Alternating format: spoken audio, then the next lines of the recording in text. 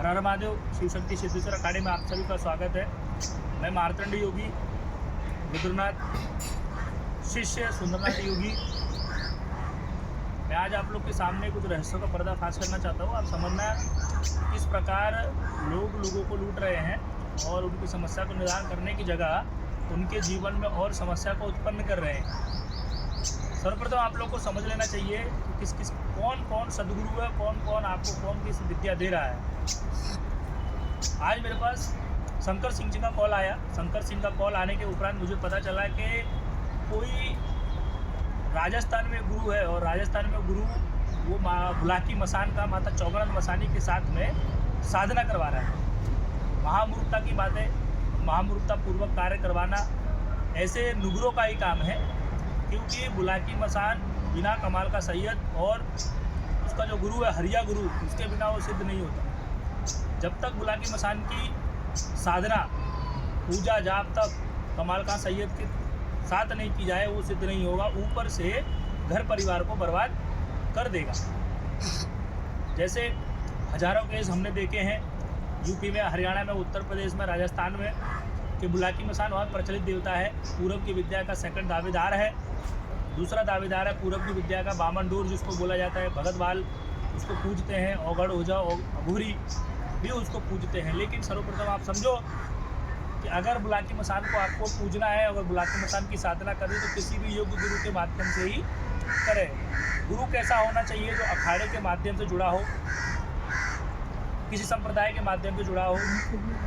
ऐसा गुरु जो गुरुमुखी हो, उसको गुरु ज्ञान हो। उसका विकास कहाँ से निकला? जब मतलब प्रथम आपको ये समझो कि गुरु कौन है, गुरु का विकास कहाँ से है, गुरु कहाँ से दीक्षा लिया था, आपकी परंपरा क्या है। जब तक आपको ये समझ में ना आ जाए तो आपको गुरु के ना दीक्षा लेना चाहिए, ना ही उससे आपको कोई कार्य करना चाहिए, ना ही उसके सानिध्य में कोई साधना करनी चाहिए। क्योंकि आज के समय में इतना पाखंड फैला रखा है। जैसे अनेकों बार मैं देखता हूँ कि रियल हिट्स पे, अनेकों पॉडकास्ट चैनलों पे पॉडकास्ट करते हैं। 8-8, 10, 15 लाख रुपए देकर लोग अपना पॉडकास्ट करवाते हैं और पॉडकास्ट करवाने के उपरांत उनके पास लोग जाते हैं अपनी समस्या को निदान करवाने के लिए। वो खुद ही फर्जी हैं, फर्जीवाड़ा वो खुद ही कर रहे हैं, तो लोगों का समस्या का निदान क्या करेंगे। आज मैं आपको एक ऐसी अनुभूति, ऐसे महान योगी, ऐसे तपस्वियों से मिलाऊंगा जो मेरे गुरु हैं। सुंदरनाथ अघोरी उज्जैन महाकाल के कुंभ में जो कोतवाल थे, कुंभ लगता है उसे कोतवाल थे। नासिक में जो कुंभ लगता था उसे कोतवाल थे। उज्जैन महाकाल में 30 वर्ष बाबा ने भस्म आरती की तपस्या पूर्ण कराई है, भस्म आरती कराई है। आज के समय में अगर आप देखेंगे तो 30 वर्ष पहले बाबा ने गद्दी छोड़ दी। बाबा की 100 वर्ष की आयु पूर्ण हो चुकी है। सुंदरनाथ संप्रदाय से सिद्ध कौल योगी कपाली मेरे गुरु, मेरे पिताजी के भी गुरु यही थे, मेरे भी गुरु यही हैं। और भी आप लोग को यही बताना चाहूँगा कि सिद्ध गुरु के माध्यम में रहकर ही आपको साधना करनी चाहिए। जैसे कि आज कुछ शक्तियों का उजागर करना चाहूँगा। अघोर, तांत्रिक, मांत्रिक शक्तियाँ जो होती हैं, जिनको लोग अघोरी, कपाली, कौल और तांत्रिक, मांत्रिक, भोपा, ओझा उनको करने के प्रयत्न करते हैं। और अघोरी तो कौल, सिद्ध योगी नाथ, नवनाथ, ये तो सब कर ही लेते हैं। जैसे आपने देखा हो 64 योगी, 56 कलवा, बामन भैरव, इनकी साधना अधिकतर साधक करते हैं। चाहे देवी पूजक हो, चाहे देवी के साधक हो, चाहे अघोरी हो, चाहे औगड़ हो, चाहे नाथ हो, चाहे कौल हो, चाहे कपाली हो। जैसे चौगनंद मसानी हो गई, और जहारवीर गोमा जी, भज्जू कोतवाल, नारसिंह पांडे, बाले भांजा, लीला घोड़ा, शेल माता, इनकी साधनाएं करते हैं। 10 महाविद्या, महाकाली, तारा, षोडशी, त्रिपुर भैरवी, छिन्नमस्ता, बगलामुखी, धूमावती, बामन भैरव, 64 योगिनी, 56 कलवा, इनकी साधनाएं करते हैं। अष्ट भैरव। कोई भी व्यक्ति अगर अपने जीवन में, ग्रस्त व्यक्ति अगर साधना करना चाहता है तो पहले योग गुरु की तलाश करे, और योग गुरु जो भी होगा, मैं जो बता रहा हूँ उसी के माध्यम से ही वो साधना कराएगा। सर्वप्रथम आपको आपकी कुलदेवी कुलदेवता की साधना कराएगा। अगर सच्चा सद्गुरु होगा।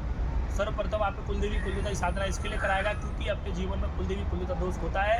अगर आपने अपनी कुलदेवी कुलदेवता की साधना नहीं करी है और आपके जीवन में कुलदेवी का दोष आ गया तो आप जीवन में सफलता प्राप्त नहीं कर पाओगे, दरिद्रता रहोगे, घर में आपके ग्रह क्लेश रहेगा, आप व्यापार में वृद्धि नहीं होगी, आपकी समस्या उत्पन्न हमेशा नहीं। कुलदेवी ही करवाएगा। कुलदेवी के बाद में आपके पितरों की साधना करवाएगा, पितरों के बाद आपके तंत्र बाधा निवारण साधना करवाएगा। अगर तंत्र बाधा आपके जीवन में है तो आपको परेशानी रहेगी। इसके बाद आपके इष्ट देवता बना के, इष्ट देवता 10 महाविद्या में से कोई महाविद्या बना, आपको कुलदेवी को बनाओ, हनुमान जी को बनाओ, भैरव जी को बनाओ, श्री राम को बनाओ, कृष्ण भगवान को बनाओ। किसको भी इष्ट देवता बना के इष्ट देवता का पूजन कराएगा, पूजन करा के उसका यज्ञ अनुष्ठान करवा के इष्ट देवता का पूरा विधान पूर्ण कराने के बाद फिर आगे की साधनाएं आपको देगा। जैसे भुला की मसान हो गया, चौगना मसानी हो गई, जेवर की मसानी हो गई, 64 योगिनी हो गई, या फिर आप सोचो कोई कारादेव हो गया, या आप सोचो श्यामपुर मसानी हो गई, या आप देखेंगे कि 5 बावरी हो गए, या आप देखेंगे कोई चामड़ हो गई, देखेंगे नथिया चौकी हो गई, गुना योगिनी हो गई, अघोर की कोई शक्तियाँ जो सिद्ध योगी हुए, सिद्ध योगिनी हुई, कीनाराम बाबा हो गए, गंगाराम बाबा हो गए, किसी प्रकार की साधना आपको आगे ही करवाएगा। अगर ये 4 चरण आपने पूरे नहीं किए तो समझ लेना कि वो सतगुरु नहीं है, वो किसी अखाड़े से नहीं जुड़ा हुआ है, आपकी समस्या का निदान नहीं कर पाएगा। सिर्फ और सिर्फ वो पैसा कमाने का एक धंधा बना के बैठा है और आप उसको पैसे देते रहिए, आपकी समस्या का निदान नहीं होगा, ऊपर से आपकी समस्या का प्रॉब्लम ज़्यादा बढ़ जाएगा। मैं आपको 2 देवता ऐसे बताता हूँ यूपी में, जो किसी के ऊपर किसी ने छोड़ दिए तो कोई हट नहीं पाएगा। मुस्लिम देवता है, देखेंगे तो इस्माइल योगी के लिंग से जुड़े हुए हैं, इस्माइल योगी के पंथ से जुड़े आए हैं। हमारे नाथ संप्रदायों में एक योगी हुए जिनका नाम इस्माइल योगी है, सब जानते हैं, जो तंत्र में है, मंत्र में है, तंत्र मंत्र यंत्र में है, जो भी योगी है, बाबा है, तो ये अखाड़े जुड़ा हुआ इस्माइल योगी का नाम ऐसा अछूता नहीं है। जो नहीं जानते सभी जानते हैं, जो भी साधना पूजा पाठ में आते हैं इस्माइल योगी का नाम जानते हैं। तो इस्माइल योगी के ही पंथ से नीचे से आए हैं। एक तो मियाँ जैन खा है, कमाल का सैयद है, बड़ा सैयद, दिल्ली वाले हैं। अगर ये देवता किसी को छोड़ दिया जाए तो ये कहीं छूटेंगे। इनको कोई मुसलमान नहीं पूछता, हिंदू ही पूछते हैं, क्योंकि ये हिंदू देवी देवता ही हैं, इनका नाम मुस्लिम है। मियाँ जैन खा अमरोहा में है, शहर जलेसर में है, सेरा मुरैय में है। उनकी साधना करोड़ों हिंदुओं के कुलदेवी कुलदेवता के रूप में जानते हैं। आप समझ लो कि ऐसे देवी देवता बामन डोर के हैं पूरब की विद्या में कि उनको हटाना संभव नहीं है। उनको उन्हीं से मनाया जाकर उनका भूख प्रसाद देकर उनको हटाया जाता है।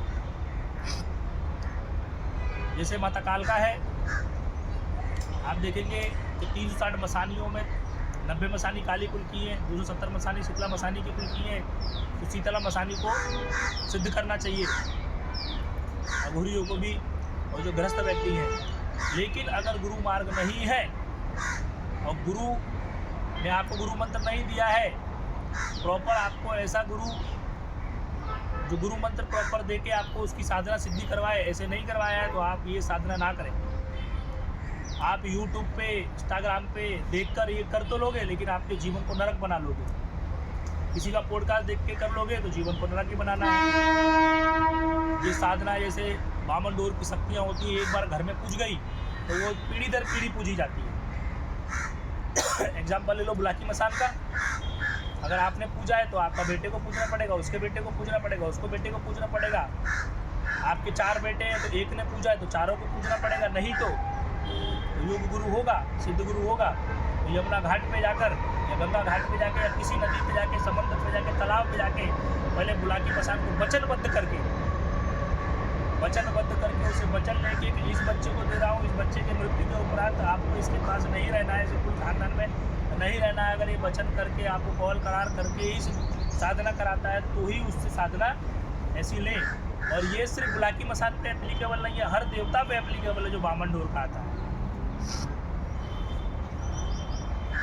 चाहे आप कोई भी देवता ले लो, श्यामपुर मोहिनी ले लो, चौगनाथ मसान ले लो, शीतला मसानी ले लो, बुलाकी मसान ले लो, कारा देव ले लो, किसी भी प्रकार का वहाँ का देवता ले लो, फूला चमारी ले लो, माता खनमनी ले लो, शमशान की मसानी ले लो, सरभंग ले लो,